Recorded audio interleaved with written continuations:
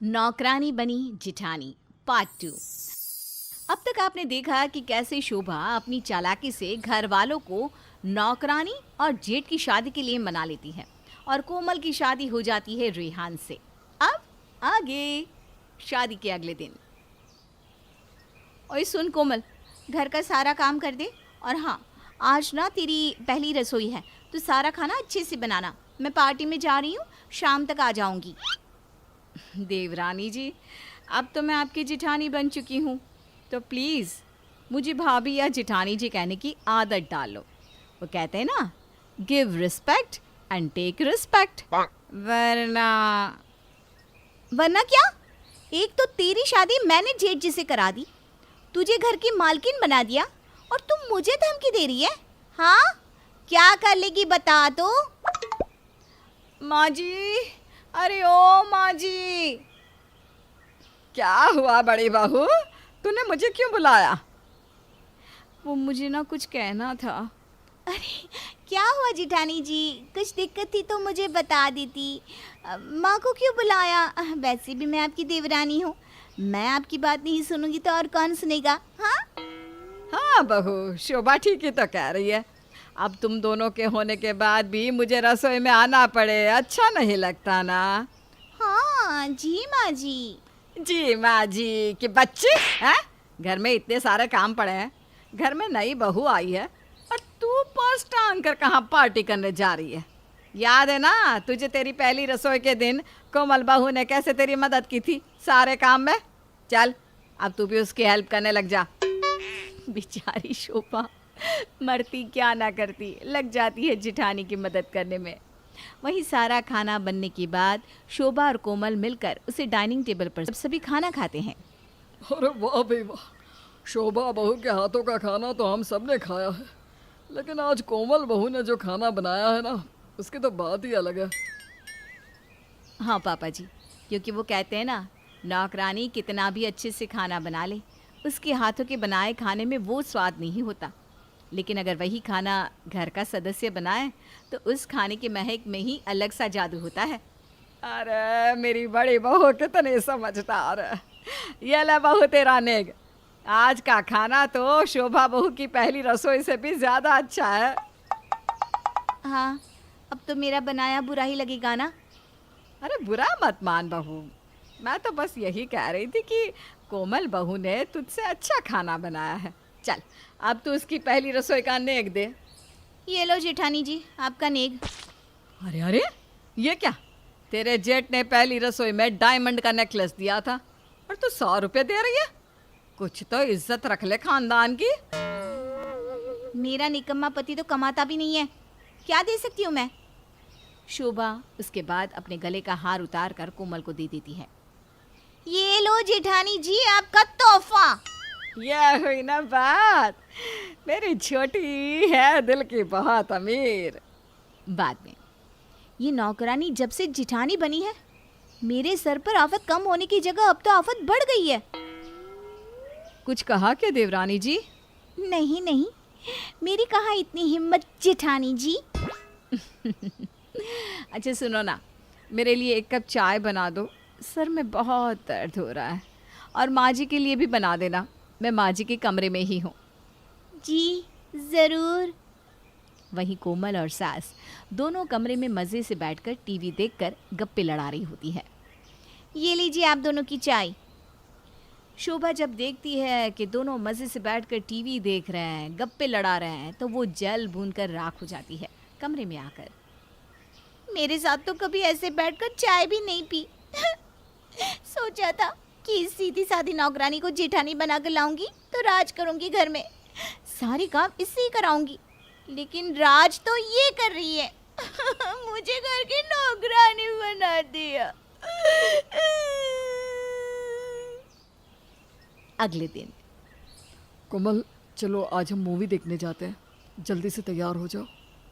जी, लेकिन घर का सारा काम पड़ा है अभी। अरे बहू, तू उसकी चिंता क्यों करती है? तू घर की बड़ी बहू है, नई नई शादी हुई है, जा घूम कर आ। शोभा बहू है ना, वो कर लेगी सारा काम। क्यों शोभा? जी माँ जी। अब तो खुश हो ना मेरी जान, जल्दी से जाओ, तैयार हो के आ जाओ। मूवी के बाद डिनर पर भी जाएंगे। फिर क्या, कोमल जाती है पिक्चर और शोभा जाती है किचन में। अब कोमल नौकरानी शादी के बाद बन जाती है घर की रानी। सभी कोमल को बहुत प्यार करते हैं और उसका खूब ख्याल रखते हैं। वहीं कोमल घर की बड़ी बहू और शोभा की जिठानी होने के कारण शोभा का खूब फायदा उठाती और उसी से घर का सारा काम करवाती। हालांकि सास की खूब सेवा करती। देवरानी जी, घर के सारे पर्दे बहुत गंदे हो गए हैं, उसे धुल देना। फिर घर की साफ सफाई करके खाना भी बना लेना। मैं और माँ जी सत्संग में जा रहे हैं। लेकिन मैं अकेले कैसे करूंगी? जैसे शादी के पहले मैं अकेले करती थी सारे काम। आप और माँ जी आराम करते थे तो मैं ही करती थी ना। तो कर लो, अरे सब हो जाएगा, चिंता ना करो। हाँ बहू, कोमल बहू ठीक कह रही है। फिर क्या, लग जाती है शोभा मिशन घर की साफ सफाई पर। ऐसे ही दिन बीत रहे थे कि एक दिन, माँ जी मैं थक चुकी हूँ घर के काम कर करके, एक नौकरानी ही लगा दो। थी तो घर में नौकरानी, तूने ही जल्दी करके उसे अपनी जिठानी बना लिया। अब कर करके काम। देवरानी जी, आप काम कर लो, मैं माँ जी का सर दबा देती हूँ। फिर रेहान जी के साथ मैं उनके ऑफिस की पार्टी में जा रही हूँ। इतना बोलकर कोमल सास के पैर और सर दबाने लगती है। इनको देखकर मन कर रहा है कि दोनों का गला दबा दो। वहीं रेहान आए दिन कोमल के लिए एक्सपेंसिव गिफ्ट्स लाता। ये बात भी शोभा को एक टक नहीं भाती। मैंने खुद ही खुद के सर नौकरानी की मुसीबत पाल ली। भगवान कोई आइडिया दे दो जिससे ये जिठानी रिटर्न से नौकरानी के रूप में आए। आज तो मैं माँ जी को जाके सब बता दूंगी कि कैसे जिठानी जी सारा दिन मुझसे सारा काम कराती है। शोभा सास के पास जाती है। माँ जी, ओ माँ जी, अब से मैं घर का कोई काम नहीं करूँगी, और करूँगी भी तो जिठानी जी को कहो कि मिलकर काम करवाया करें। इस तरह मुझ पर हुक्म ना चलाए। अरे क्यों भाई, वो तेरी जिठानी है, थोड़ा सा हुक्म चला भी दिया तो क्या हो गया।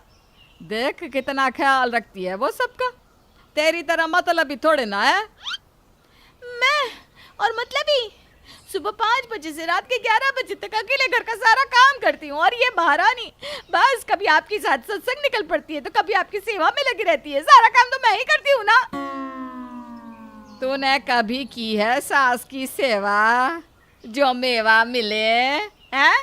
अगर तू मेरा इतना पैर दबाती तो आधी संपत्ति तेरे नाम कर देती, जिसके फिराक में तूने कोमल की शादी रेहान से करवाने का षड्यंत्र रचा था। ये सुनकर शोभा के पसीने छूट जाते हैं। आपको कैसे पता? सास हूँ बेटा तेरी।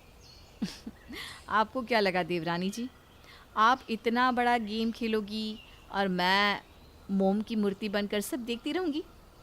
याद है आपको उस दिन जब मैं आपको और आपकी सहेली को जूस देने आई थी, तब मैंने आपकी सारी बातें सुन ली थी कि आप क्यों मेरी शादी रेहान जी से कराना चाहती थी, ताकि मैं नौकरानी बनकर हमेशा की तरह घर का सारा काम करूं और आप इस घर की महारानी बनकर रेहान जी के पैसों पर ऐश कर सको।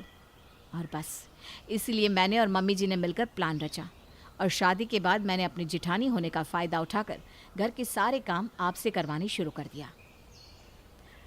बहू देख, तू भी मेरी बेटी है और ये भी, जिसके नसीब में जो होता है उसे वही मिलता है। लालच से घर टूटते हैं, जुड़ते नहीं। तू तो खुशकिस्मत है कि तुझे इतनी अंडरस्टैंडिंग जिठानी मिली है। जिसके बाद शोभा को अपनी ही चली चाल के लिए शर्मिंदगी महसूस होती है और उसके मन से धन संपत्ति का लालच हट जाता है। फिर वो कोमल से माफ़ी मांगती है, जिसके बाद कोमल उसे माफ़ कर देती है और दोनों जिठानी और देवरानी अब प्यार से मिलजुल कर रहती और सास की सेवा करती।